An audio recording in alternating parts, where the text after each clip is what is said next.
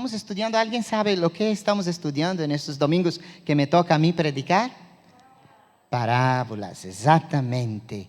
Y hoy vamos a hablar de una parábola muy interesante. No es esto sobre el reino como hemos visto las últimas 3 domingos, pero sí es sobre nuestra vida cristiana y desde luego tiene mucho que ver con aquellos que hacen parte del reino. Y vamos a ver si sale aquí nuestro PowerPoint. Pero vamos a abrir nuestras Biblias en Mateo capítulo 9, versículos 14 a 17. Es el tema que vamos a tocar en esta mañana, es los parches no son la verdadera solución. Cuando pensamos en parches, puede que en algún momento un parche me ayude, pero no es la solución definitiva. Hay que buscar soluciones definitivas. Mateo capítulo 9, versículos 14 a 17 dice así: Entonces vinieron a él los discípulos de Juan, diciendo: ¿por qué nosotros y los fariseos ayunamos muchas veces y tus discípulos no ayunan? Jesús le dijo: ¿acaso pueden los que están en las bodas tener luto entre tanto que el esposo está con ellos? Pero vendrán días cuando el esposo les será quitado, y entonces ayunarán. Nadie pone remiendo de paño nuevo en vestido viejo, porque tal remiendo tira el del vestido y se hace peor la rotura. Ni echan vino nuevo en odres viejos. De otra manera, los odres se rompen y el vino se derrama y los odres se pierden. Pero echan el vino nuevo en odres nuevos, y lo uno y lo otro se conservan juntamente. Yo creo que todos nosotros hemos leído en algún momento este texto. Todos hemos meditado en algún momento en esta palabra del Señor. Muchas veces, hermanos, nos apegamos a algunos tópicos, a ciertos tópicos de la vida cristiana, pero nos olvidamos que la vida cristiana es mucho más que determinadas ideas que nosotros tenemos, que Dios es mucho mayor y que su visión es mucho más amplia que nuestra propia visión o nuestra propia inteligencia. Vivir para el Señor es algo extraordinario, pero nos demanda algo muy importante, y es que podamos comprender la fe, entender la voluntad de Dios, entender lo que Dios quiere para nuestras vidas y entonces tener un cambio de mente, de pensamiento.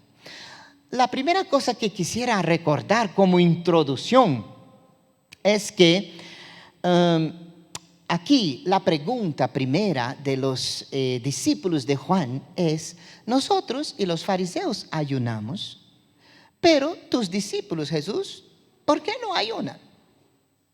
Y eso es interesante porque muchas veces nosotros no entendemos la razón de las cosas. ¿Por qué se ayuna?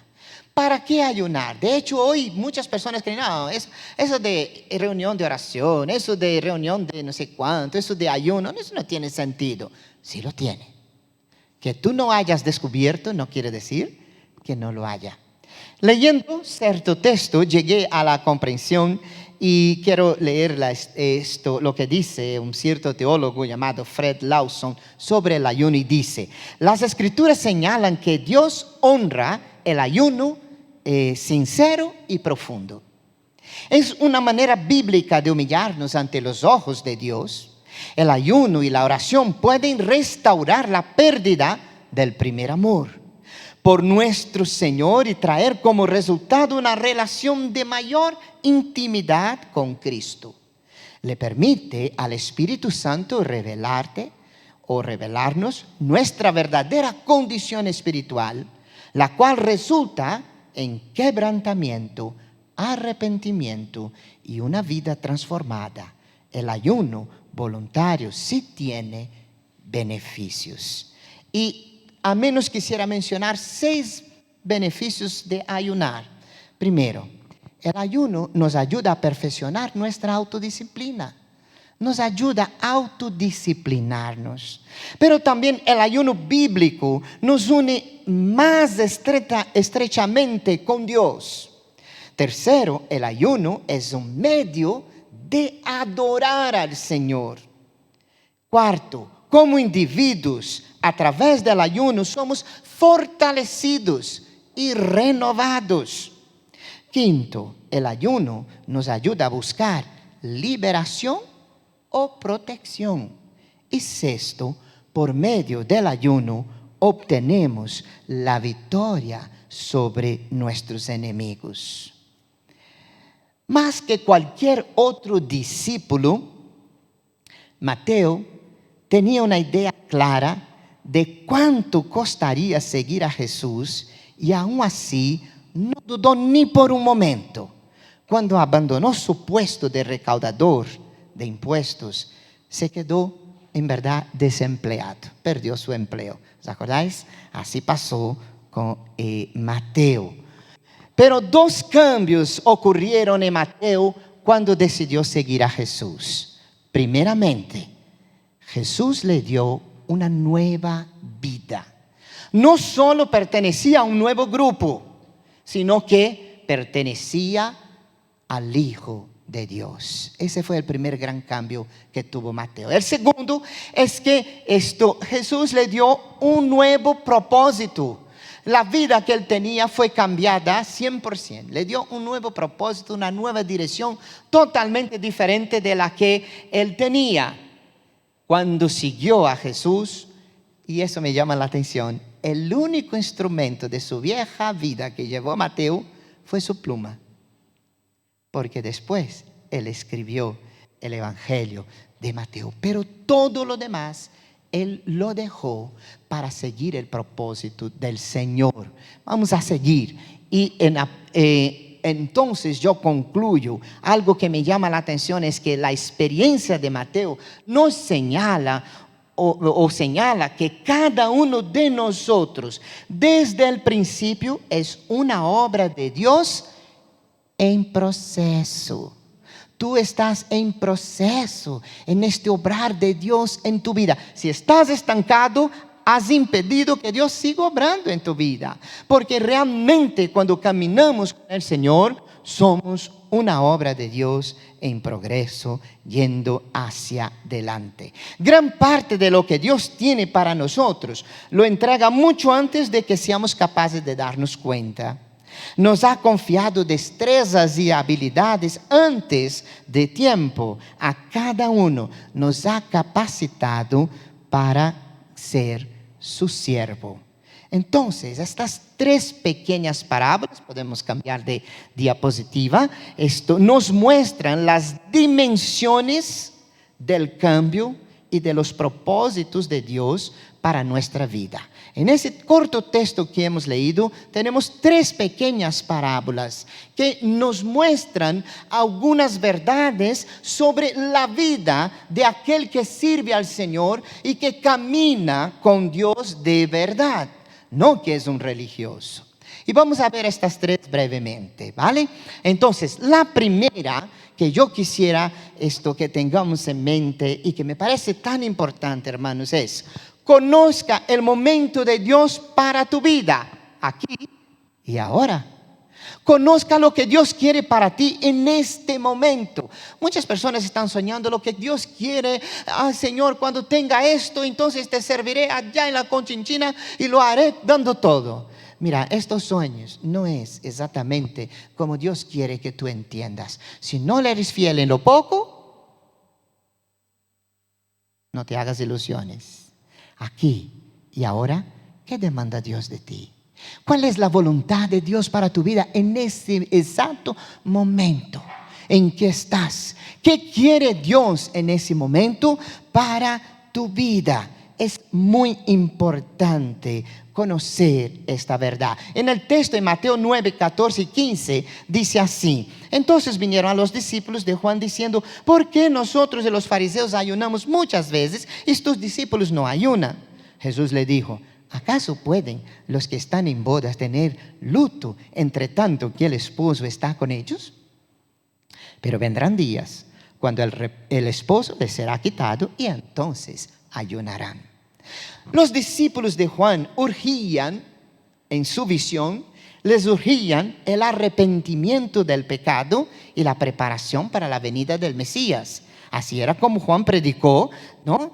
Arrepentíos porque el reino del cielo se ha acercado, porque el Mesías vendrá. Esta era la visión que él tenía y la visión que él pasó para sus discípulos. Pero los discípulos de Jesús no tenían la urgencia de preparar a la gente para la venida del Mesías. ¿Por qué?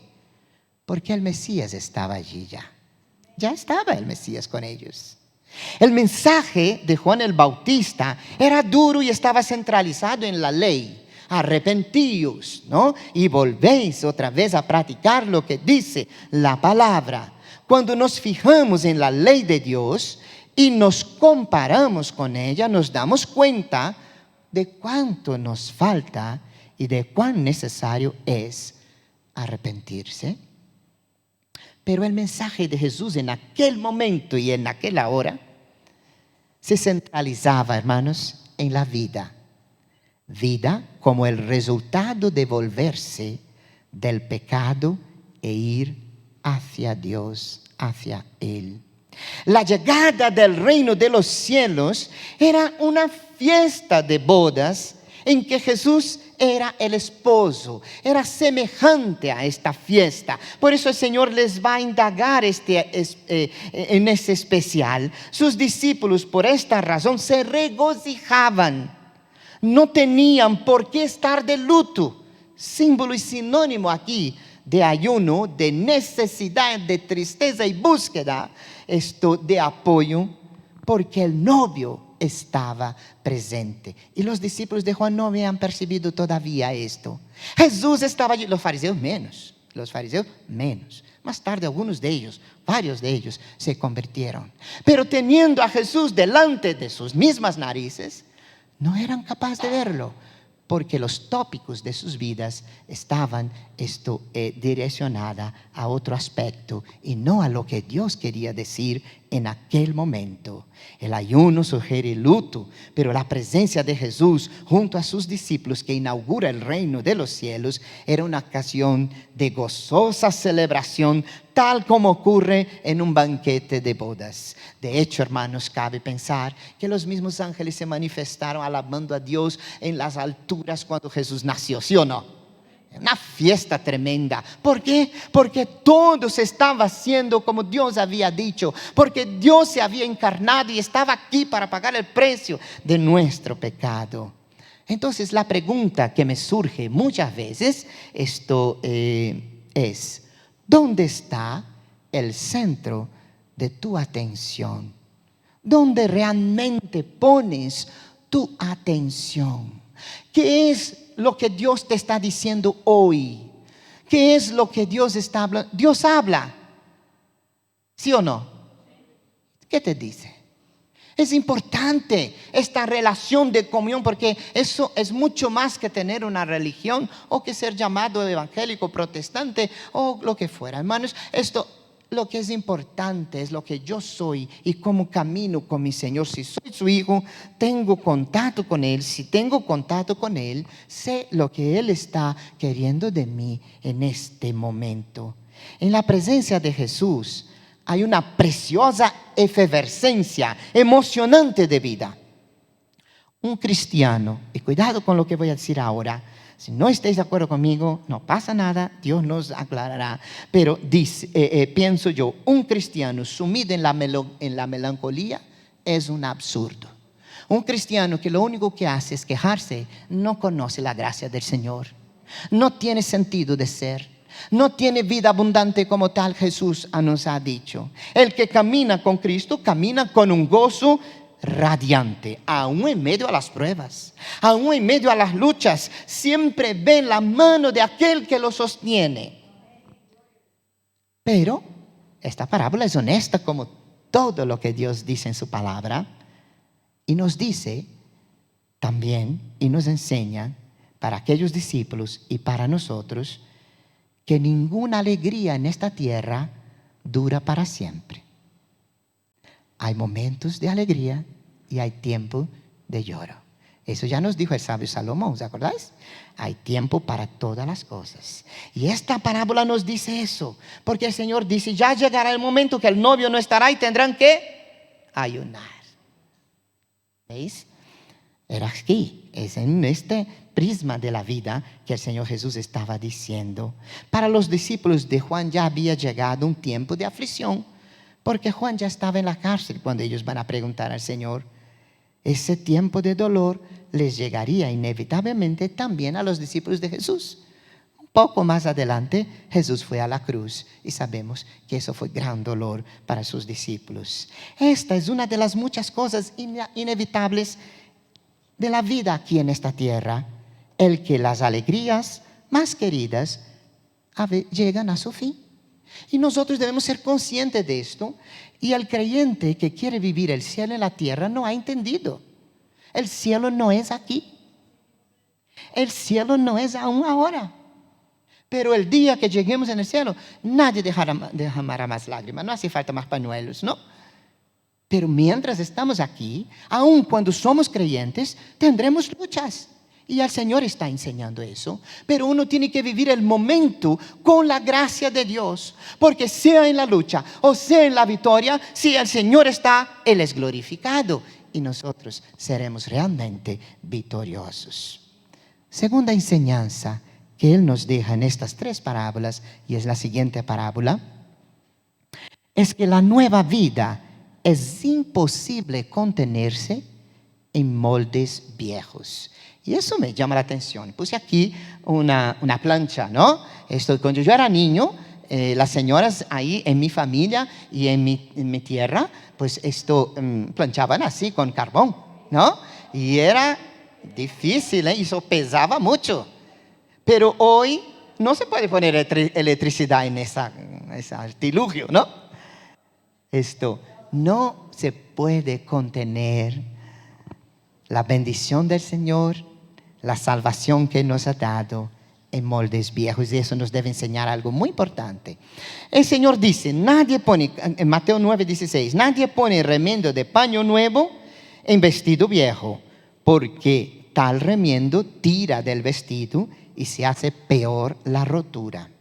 Las viejas formas del judaísmo no podían contener la frescura espiritual del Evangelio. No había cómo soportar todo lo que el Señor ahora revelaba. En lugar de remendar un frágil, desgastado y obsoleto sistema, Jesús vino a ofrecer una nueva vida basada en la fe. Él dice nadie. ¿Y por qué él dice nadie? Porque el ejemplo que está dando es muy conocido. Dice, nadie pone un remiendo de paño nuevo en una ropa vieja. Todos sabían que una tela nueva de lana, cuando se moja, se encoge y se achica. Así que si lo hace, a la primera que se moje la ropa, el remiendo nuevo se encoge, rasga todo lo demás y produce un desgarro peor que el del principio. Parches para el Señor no valen.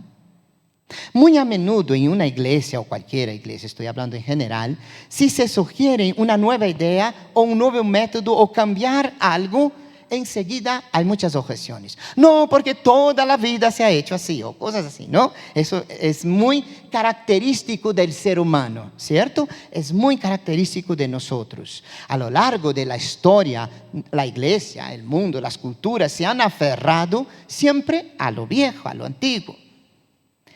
Pero tenemos que pensar qué es lo que el Señor Jesús quería decir aquí. Y me acordé primeramente de Mateo 5:17, cuando el Señor dice así: no penséis que vine a abrogar la ley o los profetas. No vine a abrogar, sino a dar cumplimiento. Mirad, nadie podía cumplir la ley y Jesús vino para hacerlo en nuestro lugar. Él vino a cumplir. O sea que la ley no es mala y tiene su sentido. Y la ley ahora para los creyentes ya está escrita en el corazón. O sea, no es una cosa de legalidad, pero es algo mucho más profundo. Es de amor. Y donde hay legalidad, no hay amor. Y la legalidad y el amor no conviven juntos de ninguna forma. O sea que el molde viejo tenía que ser roto. Jesús estaba enseñando que él iba a respetar las leyes morales del judaísmo, pero que no estaría limitado por el sistema viejo y endurecido de las instituciones y ceremonias. ¿Os acordáis del domingo pasado? Que muchos judíos creían que por ser judíos eran mejores que todos los demás. Y las iglesias tenían el mismo riesgo de pensar eso, que por ser cristianos eran mejores que todos los demás. Hermanos, no somos mejores que nadie, porque lo que nos salvó fue la gracia. ¿Bien? Entonces eso es un principio importante, y que la legalidad muchas veces enaltece sin razón. Lo que Jesús estaba diciendo es que llega un momento en que poner parches es una necedad. Cuando lo único que se puede hacer es desechar definitivamente algo y empezar de nuevo. A veces no hay más remedio. Es como el barro en la mano del alfarero, que se le echa a perder y él lo tira y lo deshace todo para comenzar de cero. Porque parches no son solución. Muchas personas hoy piensan en volver a ser judíos. Eso no fue lo que Dios enseñó en su palabra, Esto porque Dios de ambos pueblos quiere hacer uno solo. Llega un momento cuando los parches son inútiles, y cuando una persona y una iglesia tienen que aceptar la aventura de lo nuevo, o quedarse empanados dando culto no a Dios sino al pasado. Es importante renovar nuestra mente, nuestro entendimiento, lo que somos delante de nuestro Dios. Lo viejo se rompe con lo nuevo, es lo que dice aquí, tomando como molde intangible. El nuevo espíritu del evangelio y la plenitud de su contenido rompe. No le valen los moldes viejos. No contiene más la gran verdad del evangelio, y menos aún cuando se trata de aquellos modelos donde los fariseos hicieron una tremenda hipocresía. A veces, hermanos, es necesario quebrar el molde. La tela nueva tendría que tener libertad para encogerse. Y el Señor nos enseña aquí que la nueva vida no se puede contener en una vida antigua. Por eso, aquel que está en Cristo, ¿qué es? ¿Nueva? Exactamente. Hay que nacer de nuevo. Tercer y último aspecto. El molde nuevo conserva la vida nueva. Y de la misma forma, la vida nueva conserva el molde nuevo. ¿Qué es la enseñanza más preciosa? Ni echan vino nuevo en odres viejos, de otra manera los odres se rompen y el vino se derrama y los odres se pierden. Pero echan el vino nuevo en odres nuevos, y lo uno y lo otro se conservan juntamente. Esta tercera parábola presenta esencialmente la misma verdad central que la segunda. El vino nuevo crece y emite gas cuando fermenta. Necesita un lugar para expandirse. Y si uno procura forzarlo con un molde cerrado, la fuerza del nuevo vino rompe el molde, echa a perder el vino y el molde. El odre viejo se vuelve duro, inflexible, bajo presión no puede ceder, y por eso se rompe y el vino se pierde. Así que si alguno, dice el apóstol Pablo en 2 de Timoteo, hablando a su pupilo, ¿no? Capítulo 2, versículo 21, un texto precioso, dice: así que si alguno se limpia de estas cosas, será un vaso de honra, santificado, útil para su amo, preparado para toda buena obra. Él está hablando de vasos y dice que en una casa hay muchos vasos, incluso para usos impuros, si pudiéramos decirlo así, ¿no? Pero dice, pero el que quiere ser un vaso de uso para la gloria de nuestro Dios, necesita renovarse limpiarse. No se puede acumular aquí o guardar en secreto ninguna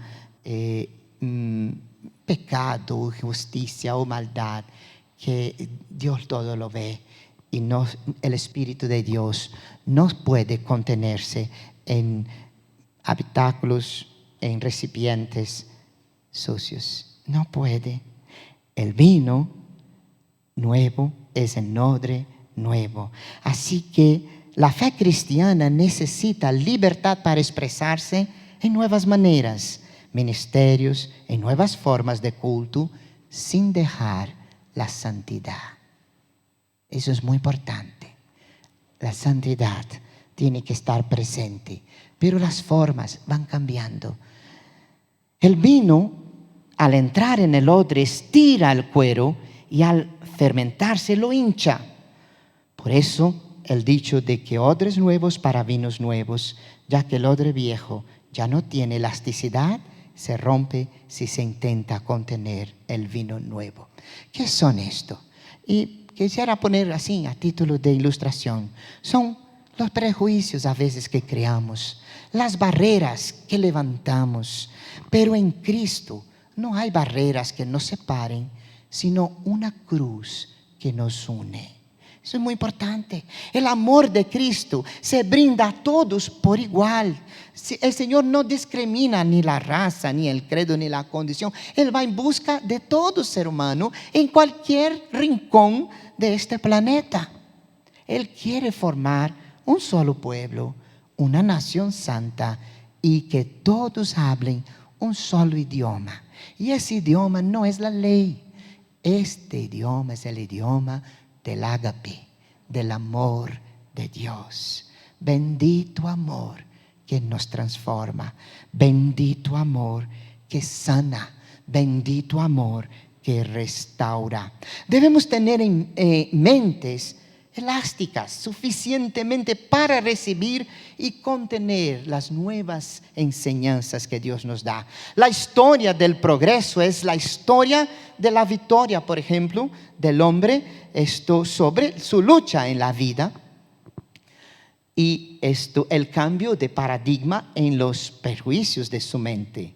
Todas las nuevas ideas cuestan, y hay que luchar por su existencia contra la oposición instintiva de la mente humana. ¿Os acordáis de Copérnico, por ejemplo? ¿No? Se le obligó que se retratara de su afirmación que hoy nadie duda: la Tierra es redonda. Concluyendo entonces, el apóstol Pablo sabía de esta realidad y él va a decir algo que es muy importante para nosotros. No os conforméis a este siglo. Y en el texto, la próxima diapositiva, me parece muy interesante. Están varias golondrinas aquí y allí está una solita. A veces, por no conformarse, el mundo nos deja de lado. Pero no importa, porque el mundo no es el todo es el Señor. Y si Él está conmigo, nunca estoy solo, porque hay mucha gente tan acompañada en este mundo, pero solamente en el momento de lo que pueden juzgar como gozo y alegría. En la hora de la desgracia, los propios que metieron a aquellas personas en lo que le metieron, las abandonan. Y si dudan, las matan también. El apóstol Pablo dice: no os conforméis a este siglo, sino transformaos por medio de la renovación de vuestro entendimiento, para que comprobéis cuál sea la buena voluntad de Dios, agradable y perfecta. ¿Cuál es la voluntad de Dios para tu vida? No rehuses en conocerla, no pierdas tiempo en no conocerla. ¿Por qué? Porque es ahí donde encuentras lo que es agradable y perfecto. Mira, Jesús no vino para enmendar el sistema religioso viejo del judaísmo con sus normas y tradiciones. No vino para eso. Si lo hubiera hecho, su mensaje hubiera peligrado. Él no vino aquí para decir que todo el mundo tenía que ser más que judío, cumpliendo todo. No era ese. Él vino a cumplir la ley y pagar el precio para la salvación de todo ser humano. Su propósito fue traer algo nuevo que había sido profetizado por siglos. Este mensaje nuevo del Evangelio dice que Jesucristo, el Hijo de Dios, vino a la tierra para ofrecer a todos perdón de pecados y restauración con Dios. Este mensaje nuevo fue de fe y amor, no encajaba en el rígido y antiguo sistema de religión legalista. Requería un inicio fresco. El mensaje permanecerá siempre nuevo porque debe ser aceptado y aplicado en cada vida, en cada generación. Es nuevo en tanto que yo debo aplicarlo, abrir mi vida para que Dios obre en mí lo que es necesario y lo que Él quiere, para que yo compruebe cuán buena y perfecta es su voluntad. Entonces, termino con 3 versículos como conclusión de palabras que la palabra de Dios nos ha dejado por boca de nuestro mismo Señor Jesucristo y también del apóstol Pablo. Primero Juan 3:3, muy conocido. Respondió Jesús y le dijo: de cierto te digo, el que no naciere de nuevo no puede ver el reino de los cielos. Ser cristiano no es algo más, es un cambio radical. No es una religión más, es una vida nueva, nacida de nuevo en Cristo. Pero también nos dice el apóstol Pablo, y me encanta esto en Corintios 5, 1 de Corintios 5:7, dice: limpiaos pues de la vieja levadura, para que seáis masa nueva, sin levadura, como sois, porque nuestra Pascua, que es Cristo, ya fue sacrificada por nosotros. Hay que ser masa nueva, sin mezclas, sin contaminación, sin levadura. Hay que ser masa auténtica. Hay que estar purificado por la sangre del Señor y ser verdaderamente en Cristo lo que Él dice que somos, porque ya lo somos si realmente vivimos en su palabra. La Pascua, Cristo ya fue sacrificada. Dios no está demandando a nadie que haga nada para ser salvado, a no ser que entregue su vida por completo a Él como Señor y Salvador. Por eso los fariseos no hacían bien en querer poner cargas que ni ellos mismos llevaban y que eran de alguna forma se me fue la palabra ahora, pero no eran auténticos, ¿verdad? Hipócritas. Por último, de modo que si alguno está en Cristo, nueva criatura es, las cosas viejas pasaron y aquí todas son hechas nuevas. El odre nuevo en vino nuevo. Vamos a alabar al Señor con una oración. Voy a pedir a Ale que me ayude ahora. Yo quiero ser, Señor amado, como el barro en las manos del alfarero. Toma mi vida y hazla de nuevo. Vamos a alabar al Señor con esta canción, pero como una oración. Señor, yo no quiero ser un odre viejo. Señor, yo quiero saber qué quieres tú para mí ahora. Señor, yo quiero crecer, conservar, ser un vino excelente en tu presencia, que refleje tu verdad. No religiones, no posiciones, no divisiones, pero la gloria de nuestro Dios. Así que vamos a alabar al Señor con esta canción. Es una canción muy conocida. Si no sabes, ora. Los que saben, ayúdenme por favor. Y alabemos al Señor con esta canción.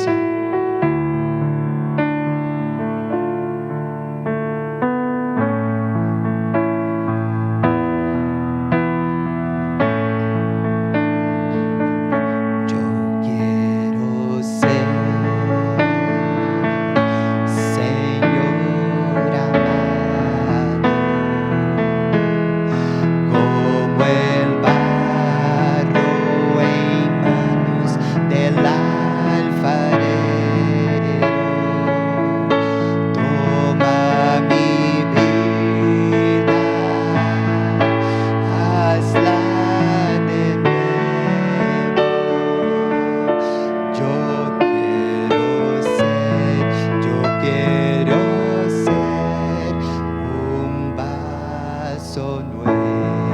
vez más, como oración, Señor, escucha nuestra oración. Yo quiero ser, Señor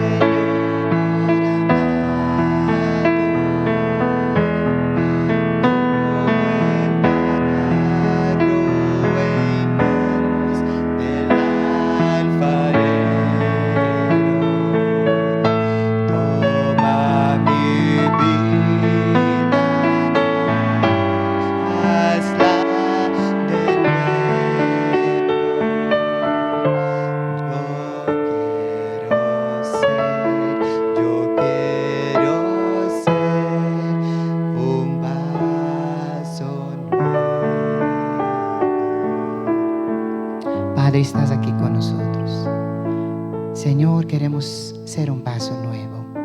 Los que esperan a ti, Señor, serán renovados, dices tú en tu palabra. Renueva, Señor. A veces aún como creyentes nuestros vasos están usados y le falta, Señor, a veces ser renovado, porque es así, porque se desgastan, Señor. Pero tú renueva nuestro corazón, renueva nuestra vida. Quita todo pecado en el nombre de Jesús, por la sangre de Jesucristo, tu Hijo. Haznos nuevos, Señor. Queremos contener tu gloria. Señor, parece hasta una locura. ¿Cómo que nosotros podemos contenerte? No hay nada, ni los cielos pueden contenerte. Pero tú nos das esta gracia, Señor, que podamos entender, que podamos renovar, que podamos apartarnos, que podamos santificarnos como iglesia, como pueblo.